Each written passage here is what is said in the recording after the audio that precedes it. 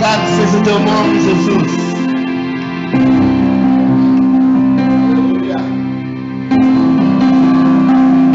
Aleluia, Jesus.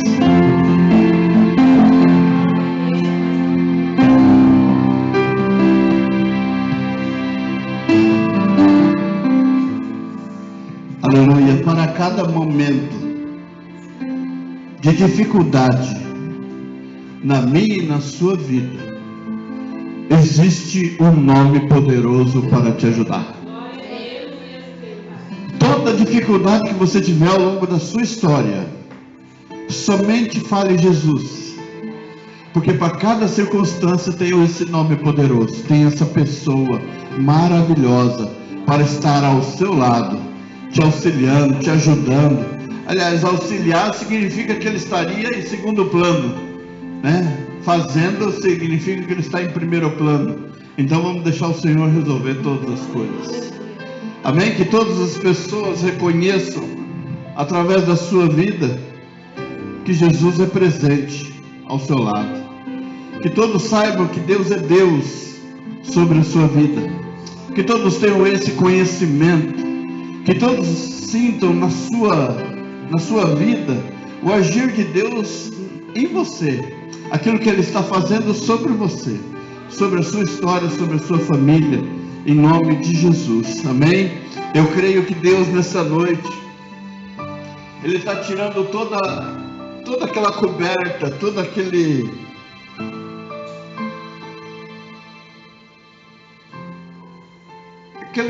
cobertura que às vezes as pessoas colocam sobre a sua vida para te esconder, ou para deixar você oculto. Sabe aquele pano preto que alguém coloca quando você está passando? Alguma coisa para tampar o que você está fazendo, para que ninguém veja. Sabe aquela pessoa que sempre fica na sua frente, impedindo que os outros vejam a sua vida, contemplem o que Deus está fazendo através da sua vida? Nessa noite o Senhor está tirando esse pano. Nessa noite Ele está tirando as madeiras. Nessa noite Ele está tirando as muralhas. Ele está rompendo com tudo isso que está impedindo que as pessoas vejam o que Deus está realizando sobre a sua vida. Amém? Em nome de Jesus. Ele está realizando algo glorioso sobre a minha e sobre a sua vida. Em nome de Jesus. Abra a sua Bíblia em 2 Samuel, capítulo 21, a partir do verso 10, ou somente o verso 10. Embora nós já temos meditado ao longo desses meses, essa é a 18ª quarta-feira. Embora a gente tenha passado algumas, pulado algumas, mas nós estamos seguindo a risca o número de quarta-feira que nós estamos aqui para cultuar ao Senhor. E se fosse na quinta-feira também contaria como quarta-feira. Deu para entender, né? Amém. As necessidades nos obrigam para que a gente esteja fazendo as duas áreas, né? A familiar e também a igreja, a ministerial. Então, quando não temos condições de estar nos dois lugares, nós precisamos abrir mão de algo e que Deus venha nos abençoando para alcançarmos os nossos objetivos. Segundo a conta que a pastora fez, talvez a gente chegue em 23. É 23 quarta-feira. Mas é o início da batalha de Rispa, né? O importante é que são 6 meses. Não é verdade? O importante é que vai dar 6 meses certinho quando a gente estiver encerrando. Os 6 meses que Rispa aguardou para ver a justiça sobre a sua situação, sobre o quadro que se apresentava sobre a sua vida. Não somente sobre ela, mas sobre a sua família, sobre os seus sobrinhos, sobre tudo aquilo. A gente nem fala muito sobre o que cada jovem estava fazendo para receber aquela punição. Né? Cada um deles estava afrontando o rei, porque afinal de contas eles eram todos descendentes de Saul. Então você imagina como nós vimos nessa série Reis, nós vimos exatamente isso, aqueles que estavam reivindicando o lugar que era deles. Só que Saul, ele foi aprovado por Deus e escolhido pelo povo. Amém? Ele foi aprovado por Deus e escolhido pelo povo. Agora Davi, ele foi escolhido por Deus e aprovado pelo povo. Existe uma grande diferença. Existe uma diferença naquilo que o homem escolhe, existe uma diferença naquilo que Deus escolhe para nós. E o que Deus escolhe é sempre proveitoso, é sempre próspero, é sempre abençoado. É sempre luta, sempre dificuldade, mas nós vencemos no final. O que importa é isso, como vai terminar lá na frente. E nós sabemos que por causa disso, aqueles meninos, eles tiveram dentro do seu coração o desejo de fazer parte. Porque eles tinham, vamos dizer assim, o sangue real. Eles tinham o sangue azul. Eles eram descendentes de um rei.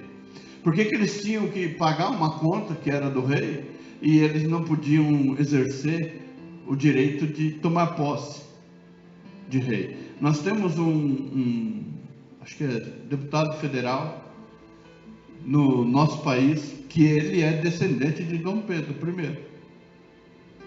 Ele é descendente da monarquia brasileira, dos portugueses que vieram para cá. Ele é um descendente. Só que ele vive num país que é presidencialista.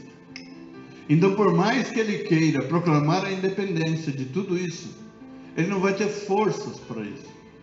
Por quê? Porque ele é descendente do rei, mas hoje nós vivemos um governo completamente diferente. Amém?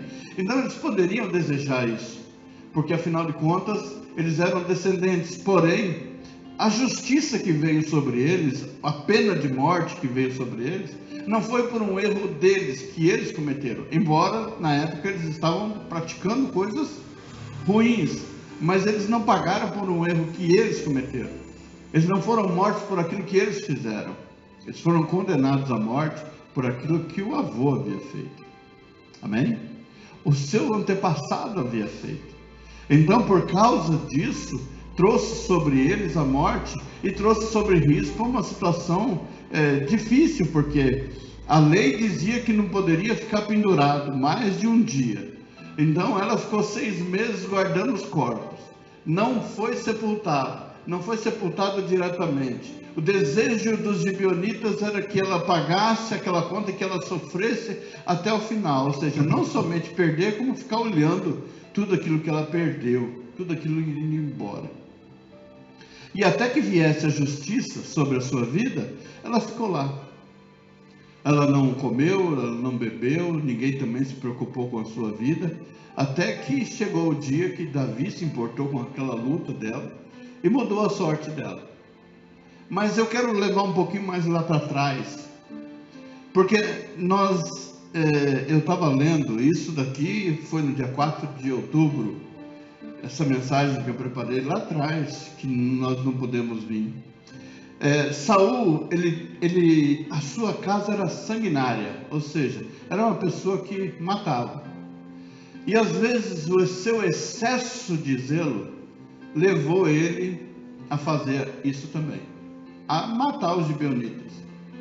Mas por que ele matou os gibeonitas? Quando a gente fala do acordo que Josué fez lá atrás, a aliança que eles fizeram, e sabemos exatamente quem eram os gibeonitas e a sua descendência, de onde ele vinha.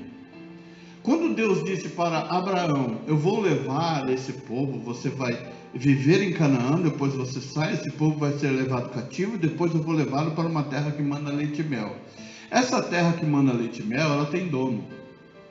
Ela será a terra dos jebuseus, dos amorreus, eu ainda anotei aqui, dos heteus, dos fariseus, dos heveus, dos girgazeus, e tudo que tinha de eus, eles estavam ali. Era uma terra, era herança. Então alguém, quando fosse tomar posse dessa terra, ele teria que, por obrigação, dizimar o que estava lá. Eliminar o inimigo. Não permitir que ele cresça junto. Quando você vai lá no Novo Testamento, aquela parábola do semeador, quando ele semeia, enquanto os homens dormem, o inimigo faz o quê? Ele vai e semeia o joio. Ou seja, os dois vão crescer juntos. O senhor daquela seara, ele disse assim, os funcionários disseram: vamos arrancar tudo? Não, deixa crescer junto. Mas a gente sabe exatamente, quando nós trazemos para a igreja, aquele que tem aspecto de trigo e aquele que tem aspecto de joio. Qual é o aspecto do trigo? O que produz o trigo? Uma vez eu vi um vídeo, eu tenho até salvo ele, de um homem que pega o trigo e mostra a diferença entre o trigo e o joio. Quando ele esfrega na mão o trigo, na sua mão fica vários caroços, várias sementes na sua mão. E quando ele pega o joio e esfrega, o vento espalha rapidamente o que estava na mão dele, era só pó. Então quer dizer para nós que aquele que é trigo, ele além de produzir, ainda tem algo dentro dele. Algo bom, que gera coisas boas. O que gera o trigo? O que gera farinha de trigo? Quando a gente fala farinha de trigo, o que você já pensa? Pode falar muita coisa, porque senão a Bruna sonha não briga. Eu tenho que falar que é você. E no frio ainda. Então, aquele bolo de, como é que chama? De aipim, de mandioca. O povo fala, aipim, mas é mandioca. Aquele bolo gostoso, aquele pão quentinho. O que produz o trigo? Produz isso. Agora o joio já é vazio. Então a gente sempre vai saber o que vai produzir, o que vai trazer, o que vai acrescentar. O trigo a gente sabe o que vai acrescentar. O joio a gente sabe que não vai acrescentar nada. Então ele não vai produzir nada. Então quando Josué, ele chega na divisão das terras, ele distribui as terras, e alguém ficou responsável, a tribo de Judá ficou responsável por essa área, aonde estavam de onde descendiam os gibeonitas. Então é mais ou menos isso. Deus disse que não era para você fazer alianças, que você deveria exterminar, mas alguma coisa foi saindo do controle. Alguma coisa foi ficando diferente. E o que causa muitas dificuldades na nossa vida é os acordos e alianças que nós fazemos ao longo da nossa vida. Fazer aliança com a minha esposa deu certo. Por que no primeiro casamento não deu certo? Amém? Se é para falar da vida, vamos falar da minha. A primeira não deu certo, a segunda deu. Por que não deu certo? Porque não tinha compatibilidade. Porque o projeto que Deus tinha era completamente diferente daquilo que eu tinha. Então, para você ter uma ideia, mesmo sendo filho de pastor, o primeiro filho que eu tive, ele foi batizado na igreja católica. Por quê? Por causa do costume e daquilo que eu vivia na época. Depois que eu me converti, todos os meus filhos são apresentados na igreja. Então o costume, as alianças que a gente faz, traz para nós pesos. Pesos que nós muitas vezes não sabemos de onde, mas nós praticamos. É a mesma coisa, está escrito aqui na Bíblia. Hoje em dia as pessoas dizem, não tem nada a ver. Mas eu digo para você que tem tudo a ver. Porque lá na frente Deus vai trazer isso ao juízo.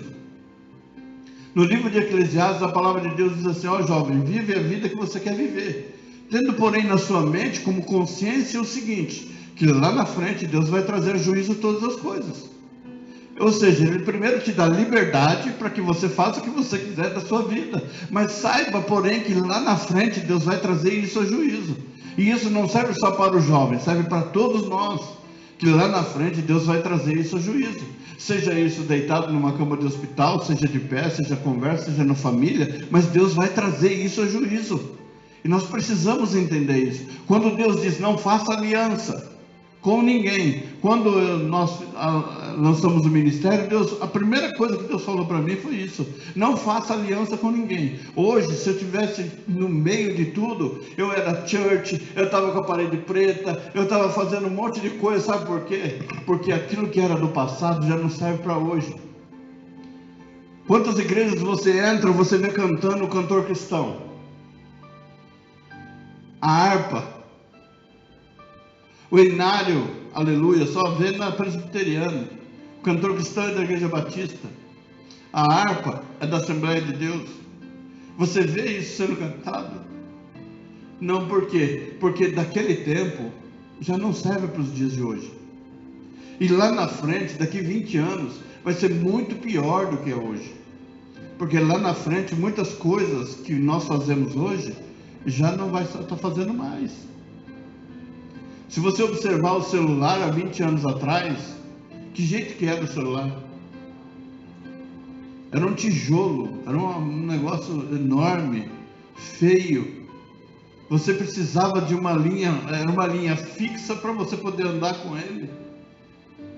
Então você veja o que é hoje. Hoje nós temos o celular, andamos com ele na mão, assistimos aquilo que a gente quer, na palma da nossa mão. Oi? Está no relógio. Mas o que eles estão fazendo com isso? Eles estão trazendo controle. Olha só, eu vi um vídeo de um filme, onde o pessoal estava lançando a máquina de lavar. Nos Estados Unidos estava saindo do período do faroeste, daquele tempo do faroeste, para entrar no período de uma colonização diferente, onde o carro já era diferente. Aí eles começaram, o vendedor foi apresentar a máquina de lavar. A máquina de lavar há mais de 100 anos atrás. A geladeira há mais de 100 anos atrás. E um interessado chegou e perguntou: mas como que a gente faz para isso daí funcionar? Ele forma gelo, certo, mas como que ele faz para gerar o gelo? Como que ele faz para que a máquina funcione? Aí o vendedor disse assim: é simples, é só colocar na tomada. A água vai gerar energia elétrica e você vai colocar na tomada, e a tomada vai fazer com que a geladeira gele e a máquina de lavar funcione. Aí ele disse assim: então quer dizer que hoje eu trabalho para mim, eu planto para mim, eu faço tudo para mim, que a partir do momento que eu comprar isso de você, eu já não trabalho para mim, eu trabalho para você. Tudo que eu tenho é seu. Então quer dizer que você está querendo me vender algo para me deixar preso naquilo que é seu. Achei sábio isso. Trazendo para os dias de hoje, você olha a tecnologia muito avançada, mas tudo que eles estão fazendo, para que é? Para nos deixar presos e cativos naquilo que é deles. Quem aqui já colocou o CPF no celular? Quem aqui já colocou o CPF em algum lugar?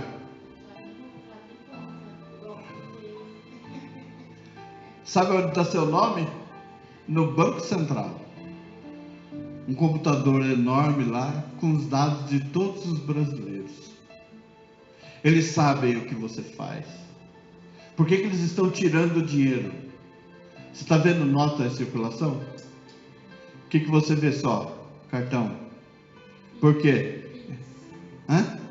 Pix, tudo isso aí. Agora tem o Brax. Tudo, eles vão deixando tudo de uma forma que para nós é tudo uma tecnologia nova, vai deixar tudo melhor, a coisa. Daqui a pouco, qual é o próximo passo? Chip. Já tem gente que colocou e falou assim: nossa, estou emocionado. Que emoção poder mostrar só a minha mão, e na minha mão ela já lê tudo o que eu quero. Aí você olha assim e fala: tudo que está sendo feito é para esse objetivo. Você sabe por que se cadastra a igreja? Você sabe por quê? Não sabe? Na década de 40, quando surge a Segunda Guerra Mundial, que Hitler estabelece uma perseguição contra os judeus, ele colocou na cabeça dele que ele tinha que exterminar os judeus, tinha que dizimar o povo judeu. Por quê? Porque o povo judeu representa Deus. Então, o que representa Deus tem que ser eliminado da terra. E é isso que eles fizeram. Sabe aonde que eles foram para poder saber a fonte de onde tinha judeu? Na prefeitura. E a prefeitura forneceu todos os dados que eles precisavam. Por isso que eles sabiam exatamente aonde estava cada judeu. Hoje, a tecnologia, está todo mundo embarcando. Mas é para isso, a finalidade é essa. É para eu poder ter o controle na hora que eu apertar o botão. Por exemplo, se manifesta o anticristo. O que vai acontecer? Vamos levantar onde tem uma igreja. A primeira coisa, já estão fazendo isso.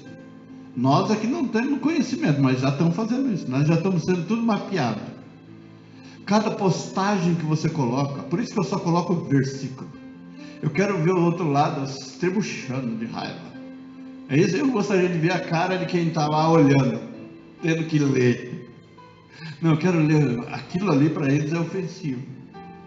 Então eles estão olhando cada postagem, tudo que você faz, tudo ali é minimamente calculado. Por quê? Porque lá na frente, quando tudo isso acontecer, eles sabem exatamente os pontos onde eles vão. Amém? Por isso nós somos crentes em Jesus Cristo até o final. A perseguição ela já existe. Só que lá em Israel, você viu o que o Hamas fez? Você viu que terrível? Aí você olha aqui no Brasil, pessoas defendendo aqueles caras. E o que é interessante, o movimento LGBT, que é a ABCDF, GH e JL, todas as letras, agora eles querem todas as letras para colocar lá. Aí, eles defendem o Hamas. Sabe o que o Hamas faz com pessoas assim? Arranca a cabeça. Mas mesmo assim eles defendem. Sabe por que eles defendem? Porque eles não estão lá. Porque aqui vamos perseguir. Aí teve uma igreja evangélica que foi invadida e o pessoal cortou a cabeça do gato, as patas do gato, e colocaram em cima do púlpito e disseram assim: em nome de Satã nós vamos acabar com vocês. E isso foi lá em Manaus. Aí nós estamos olhando e falando: não tem nada. Não, nós estamos aqui, guardados pelo Senhor. Amém? Estamos guardados pelo Senhor, mas a perseguição, ela está intensa. Ela está intensa. O governo é comunista, e o comunista é contra a igreja, é contra a palavra, é contra o Deus da Bíblia. Então, quando nós fazemos algum tipo de aliança como essa, nós estamos trazendo o que sobre nós? Uma perseguição. Como que, por exemplo, o presidente ele disse assim que onde já se viu uma criança entrar dentro de uma escola e matar. Que coisa abominável. É por isso que existe a lei para não liberar armas. Está vendo o que acontece? Aí no outro dia ele fala assim: quem é Israel para atacar o Hamas e matar o Hamas? Coitado do Hamas. Aí você olha que tipo de mentalidade tem uma pessoa como essa, onde ela critica algo que é proveniente dela mesmo, porque eu quero colocar a culpa no outro, mas o outro que fez um absurdo, ele apoia. Aí a gente fala assim: não, vou fazer aliança com uma gente dessa. Então, quando nós tomamos uma decisão na nossa vida, de seguir uma linha e chegarmos diante de Deus e falar: Senhor, eu quero fazer exatamente isso. Às vezes o excesso de zelo vai nos fazer cometer erros, mas é pelo excesso de zelo, nunca pela omissão, é pelo excesso do zelo.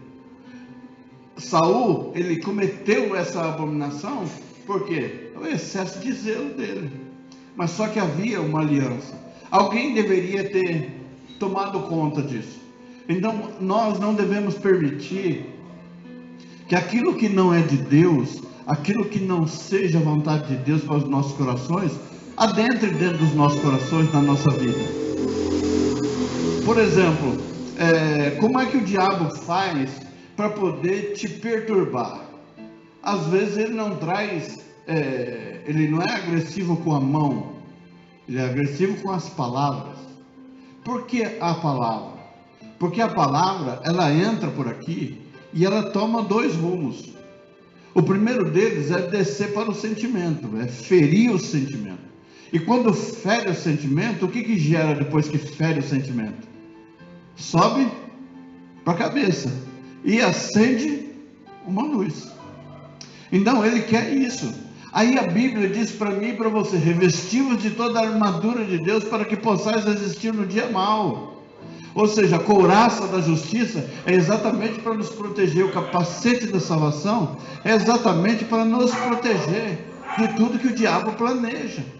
Amém? Porque ele continua sendo, nós vivemos nesse mundo e ele continua agindo para tentar destruir as nossas vidas, as nossas famílias. E se você profere o nome de Jesus Cristo, com certeza você também é um alvo. Então vai vir setas, o dardo inflamado do maligno. Vai vir essas palavras que é para tirar você do centro da vontade de Deus. Quem aqui já não pensou em chutar alguma coisa dentro de casa? Com raiva. Nunca ninguém pensou em chutar nada? Só eu? Você não pensou, né? Você foi lá e chutou, né?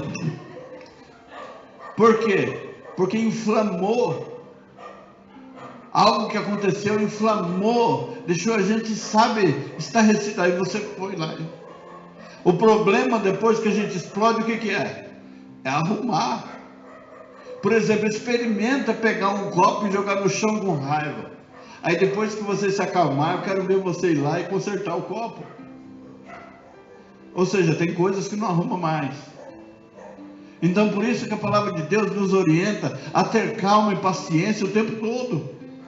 Pastor, é difícil? Lógico que é difícil, mas é para nós termos calma e paciência, porque o Senhor fala, na ira do homem não opera a justiça de Deus. Então quando a gente está com raiva, Deus não vai operar na hora da nossa raiva, Ele vai trazer a justiça na hora dele, para que o nome dele seja glorificado. A mesma coisa os gibeonitas, quando eles foram falar com Davi, eles fala, nós não queremos isso, mas nós queremos. Olha que coisa confusa. Nós não queremos que ninguém pague essa conta, mas nós queremos. Ou seja, você quer ou você não quer?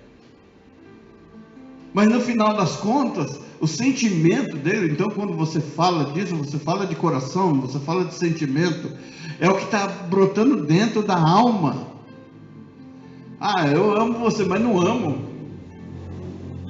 Eu vi esses dias, não é propaganda, mas eu vi a Sandy e o marido dela anunciando o divórcio. O divórcio amigável. Mas nós continuamos nos amando. Isso é de uma hipocrisia, é de uma mentira tão deslavada. Que a palavra de Deus, é por isso que a palavra de Deus, eles precisam que ela não seja pregada, porque a Bíblia diz que o amor jamais acaba. Se o amor jamais acaba, como é que alguém pode dizer assim, não, a gente ainda se ama, então a gente vai viver bem, mesmo separado? Não, nunca. Amor, esse é o detalhe. Não houve amor, não houve, nunca houve. Então agora vamos fazer algo que é para mídia. Não, gente, no meio de tudo isso daí, um coração vai ficar ferido, não tem como. Um coração vai ficar estragado, porque na realidade não é isso. Então quando alguém fala assim, não, mas a gente se ama. Não, não ama, porque quem ama não faz isso. O que diz a Bíblia sobre o amor? O amor tudo sofre, o amor tudo suporta, o amor tudo espera. Então não é amor, gente. Senhor, mas o meu amor não é igual ao seu. Não é mesmo, porque se o amor de Deus fosse igual ao nosso, Ele teria cortado a nossa cabeça também. Amém? Porque assim nós somos.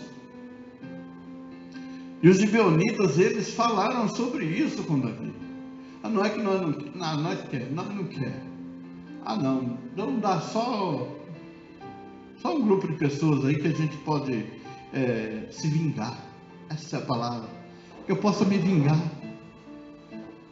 Se você olhar assim, um dos que estavam junto para trazer essa justiça, vamos dizer justiça, era filho de quem morreu quando Saul mandou matar.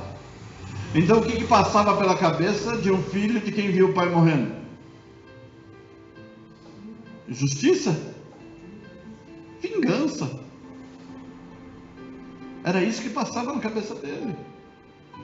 Então, para Davi, não, mas o que você quer para a gente amenizar? Porque nós temos algo com Deus. Então, se há algo com Deus, como é que você resolve algo com Deus? Vamos ver se eu consigo colocar em palavras isso. O pecado que nós cometemos é um contra o outro.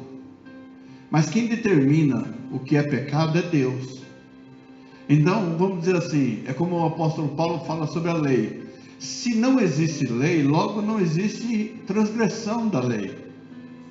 A lei só é transgredida a partir do momento que existe uma lei a respeito de algo.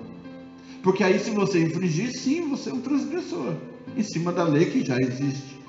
Mas se não existe lei, não existe transgressão.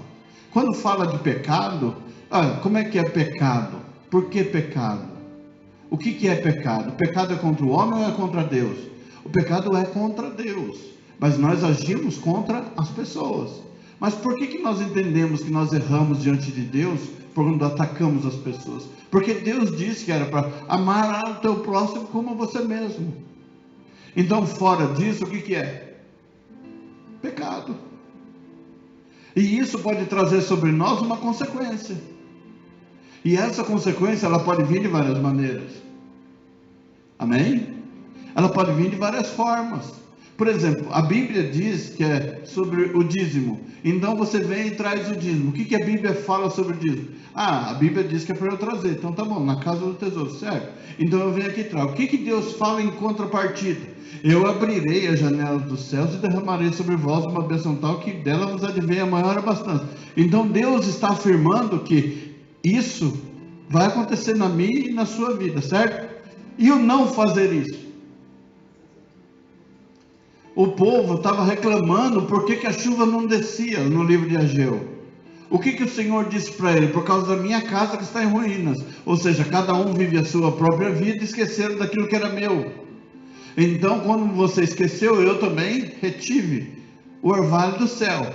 Então, o pecado era contra as pessoas? Não, eu vou sair aqui, vou deixar, vou largar tudo, vou embora, vou fazer tudo que eu quero e tal. O pecado é aqui entre vocês? Não, aqui a gente faz acordo, aqui a gente resolve tudo, mas o problema é com Deus. Aí quando Deus fecha a chuva, o que vai acontecer? Não vem mais chuva. Não está acontecendo mais. Então o que está acontecendo? Aonde foi que nós erramos? Então, o pecado foi o que Saul realizou, foi o crime que ele cometeu. Agora, para que este crime fosse solucionado, nós vamos cometer outro crime. Amém? Está confuso aí? Ou está dando para entender? Para resolver um problema, nós vamos causar outro problema. É igual a história da gente pagar dívida. A gente tem um monte de dívida, vamos fazer um empréstimo para pagar um monte de dívida. Aí a gente vai ficar só com uma. E às vezes não dá para a gente fazer, a gente acaba ficando com quanto? Com duas. A gente vai ficando com um monte, aquilo vai se tornando uma bola de neve. A gente não consegue mais resolver. Por quê? Porque a gente quis resolver a solução com um ou outro problema. Amém? E a gente vai fazer isso mesmo. Porque a gente vai buscar uma solução. E quando Deus fala para a gente assim, por exemplo, quando Deus disse para mim assim, agora senta e espera. Como assim, Senhor, senta e espera? Senta e espera. Porque eu vou agir. Não é fácil. Como é que você vai convencer quem está à sua volta de que Deus falou para você, senta e espera? Como é que haverá evidências de que isso é verdade? Vai ter que acontecer alguma coisa para que justifique aquilo que eu falei. Quando Deus disse para mim, senta e espera, é que Ele estava trazendo a solução. E quando Ele trouxe a solução, todo mundo pôde ver. Então seria mais ou menos a bênção que Deus está programando para cada um de nós. Hoje eu falo sobre ela, amanhã você vai apalpar ela. Você vai tocar ela. Você vai ver ela. Amém? O Senhor disse para um povo que estava cativo, eu vou levar vocês para uma terra que manda leite e mel. Na imaginação deles, falaram, como será essa terra? Manda leite, já pensou? Jorrando leite? Jorrando mel? Já imaginou isso? Então na mente deles começou a produzir: olha, Deus vai dar para nós uma terra que não vai faltar nada. Um lugar onde nós seremos abençoados, onde nós vamos plantar e nós vamos colher, e a cada momento nós vamos viver rompendo em fé. Isso é louvor, amém?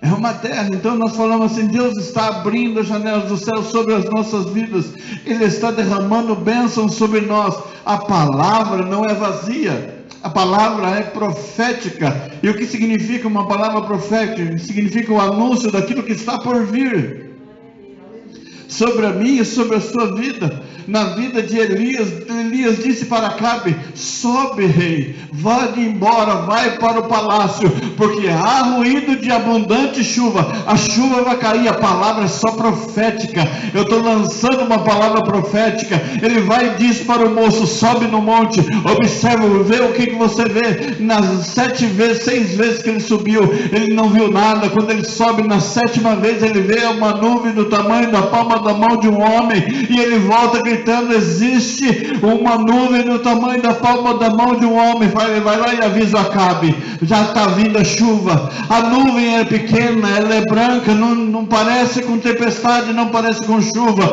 mas é a bênção que está chegando. Às vezes nós estamos numa luta tremenda e nós não estamos conseguindo enxergar uma solução, e você vê somente a nuvem. A chuva só cai se a nuvem estiver negra, e se tiver tempestade. Você já viu chuva? Você já viu chuva com sol?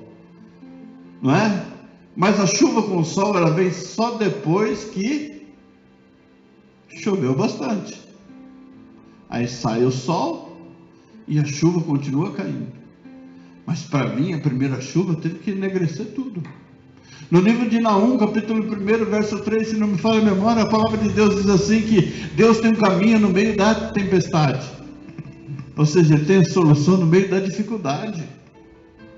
E é necessário que às vezes nós estejamos em crise, numa turbulência, numa tempestade, numa dificuldade, para que venha o agir de Deus, para que a gente entenda que é Deus que está fazendo a grande obra. Nós ministramos no domingo porque Jesus chegou depois da morte de Lázaro. Chegou depois da morte para mostrar que Deus é poderoso. E o que Deus quer fazer na minha e na sua vida é demonstrar o seu poder. Amém? Nós estamos encerrando, nós estamos caminhando para o encerramento dessa campanha. Tem mais 5 quartas-feiras pela frente, não é? Então nós sabemos que até o final tem muita coisa que vai acontecer. Nós fizemos várias campanhas antes dessa. Várias campanhas nós fizemos antes dessa. E nada aconteceu. Muitas coisas não aconteceram que a gente queria. Aconteceu na sua vida, Bruno? Eu sei, mas as campanhas que você fez, aconteceu alguma coisa? A campanha do lenço ungido, a campanha... É só luta, aumenta a luta. Você recebeu alguma bênção, irmã Vilma? Irmã Vilma está em todas as campanhas. Recebeu alguma bênção aí?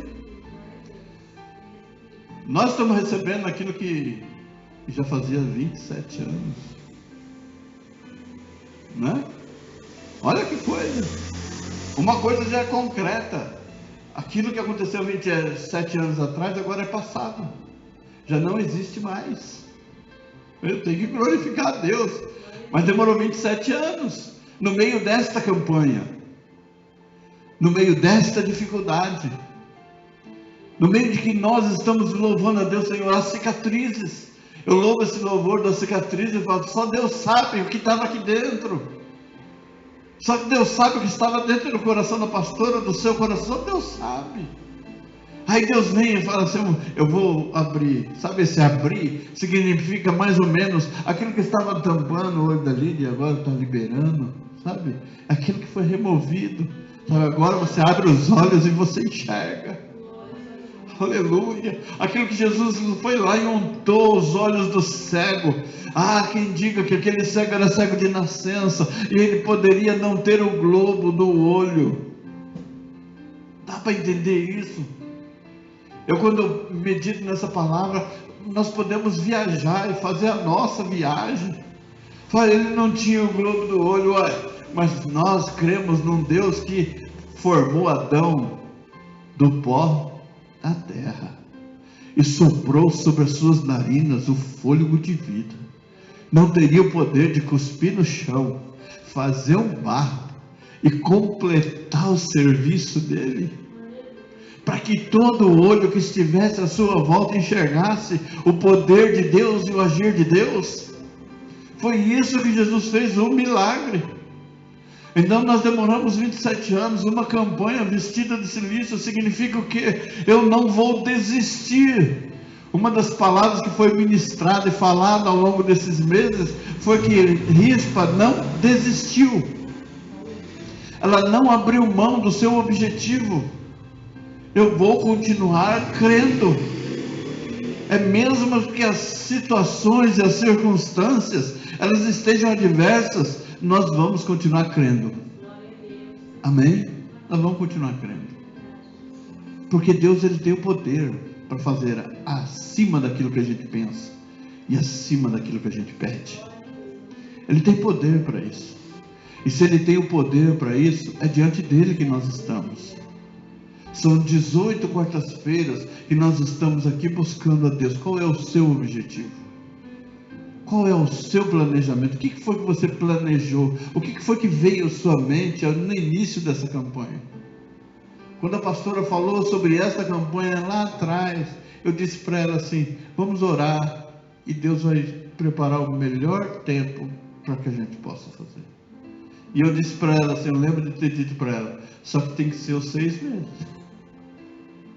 Tem que ser igual. Porque para a gente entender qual foi o objetivo daquela mulher, por que ela se colocou daquela maneira? Hoje nós vamos dizer assim, não, foi por causa de Davi, quando Davi foi lá e pegou os corpos e levou para lá e veio a chuva. Vamos entender assim. Cada um vai entender o caminho, vai querer seguir o caminho que ele quiser. Mas vamos para o caminho de Deus. Se você olhar os gibeonitas, se você olhar o rei Davi, se você olhar o povo de Israel, e se você olhar para Rispa, quem você acha que Deus ouviu? Por quê? Porque ela não desistiu, porque ela foi perseverante, porque ela abriu mão de tudo para estar diante de Deus, para buscar algo, e é esse o exemplo que nós trazemos ao longo desses meses. De alguém que não abriu mão, porque alguém que se vingou, Deus, ele falou, era isso que você queria, porém saiba que o sangue desses meninos também vai recair sobre você.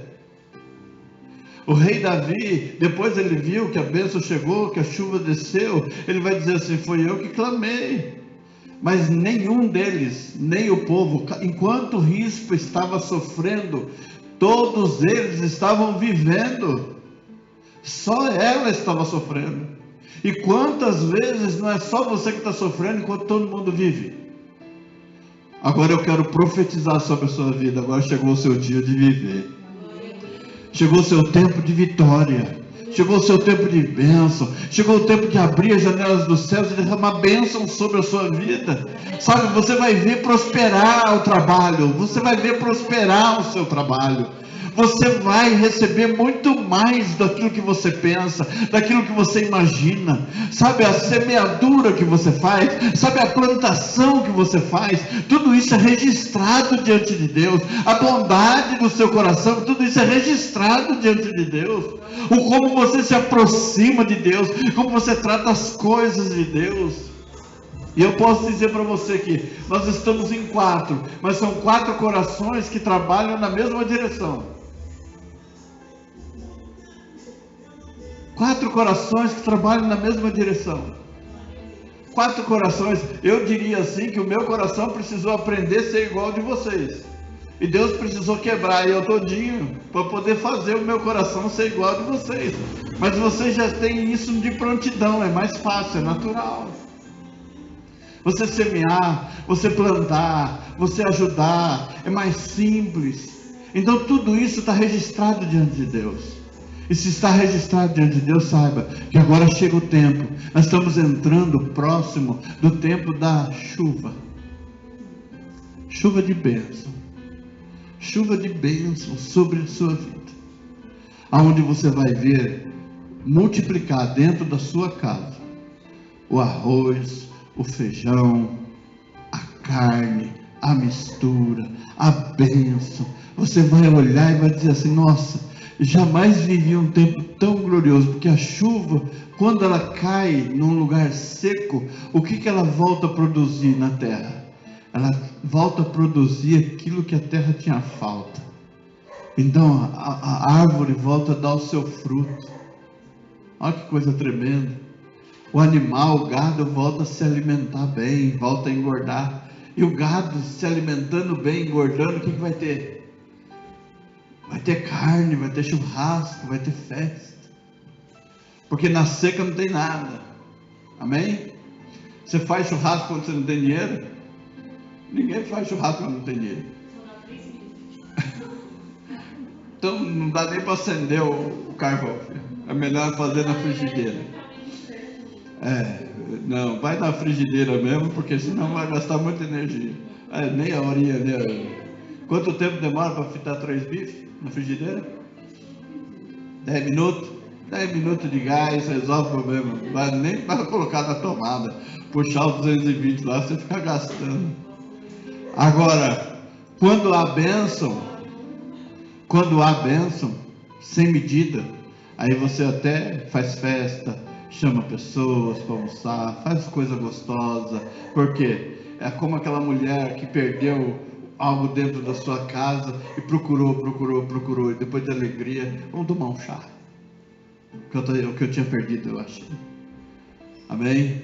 O pai tinha perdido o filho, quando o filho voltou, falou: não sei vocês, mas eu vou me alegrar. Mas o senhor nunca me deu. Menino, vamos conversar aqui. Para mim, o seu irmão estava morto, ele está vivo. E se ele está vivo, é motivo de eu festejar. Eu vou festejar. Eu vou glorificar a Deus. Eu vou exaltar o nome do Senhor. E você trata de participar da festa também. Amém? Porque você faz parte dela. Amém? E você vai viver esse tempo na sua vida, na sua história. Eu creio que você, até o final do ano, você vai dar esse testemunho de que você comeu muito bem, em nome de Jesus Cristo. Amém? O quão gostoso é você poder encerrar um ano e dizer assim: olha, Deus foi comigo do dia 1º de janeiro a 31 de dezembro. Não deixou faltar nada sobre a minha mesa. Eu te glorifico, eu te exalto. Como diz o louvor, tenho motivos para te adorar. Tenho motivos para te dar glória. Tenho motivos para exaltar o seu nome. Então você imagina a Rispa, depois da história diz que depois disso ela foi restituída daquilo que era dela por direito. Ela teve que passar uma dor muito grande, ela teve que passar uma perda, para depois ela viver o que Deus tinha para ela reservado. Eu quero dizer para você que você não vai findar os seus dias sem viver o que Deus prometeu para você viver. Amém? Em nome de Jesus. Você vai ser muito abençoado. Em nome de Jesus Cristo. Muito abençoada, né? Em nome de Jesus. Amém? Muito abençoada. Em nome de Jesus. Amém? Assim como Salomão, todo mundo vinha para conhecer a sabedoria dele. Muitas pessoas vão ir até você para dizer assim: explica para mim, como é que você consegue? E você vai dizer: só isso? Eu não sei te explicar. Só Jesus sabe. Quando você falar só Jesus sabe, a pessoa vai entender: é Jesus. Amém? Muitos verão isso na sua vida, no seu trabalho, Bruna, na sua casa, irmã Vilma, na sua vida, Neia, na minha vida. Muitos vão ver isso aí, em nome de Jesus. Porque nessa noite, sabe aquilo que o tapume, as madeiras.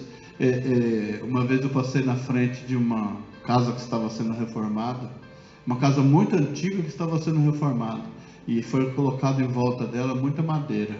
E eu fiquei curioso para saber como que ela ficaria depois que tiraram a madeira. Que casa linda, maravilhosa.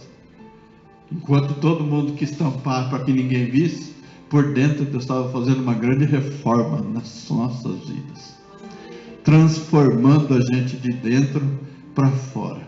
Amém? Enquanto todo mundo estava festejando, todo mundo ali, igrejas lotadas, fazendo um monte de coisa, Deus estava reformando as nossas vidas por dentro, para transformar a gente e deixar a gente melhor do que a gente era. Amém? Vamos colocar de pé e vamos agradecer a Deus por esta maravilha que Ele tem realizado sobre nós. Amém? Senhor Deus Todo-Poderoso, eu te louvo, Senhor amado, por este 18º dia de campanha, vestida de silício, Senhor.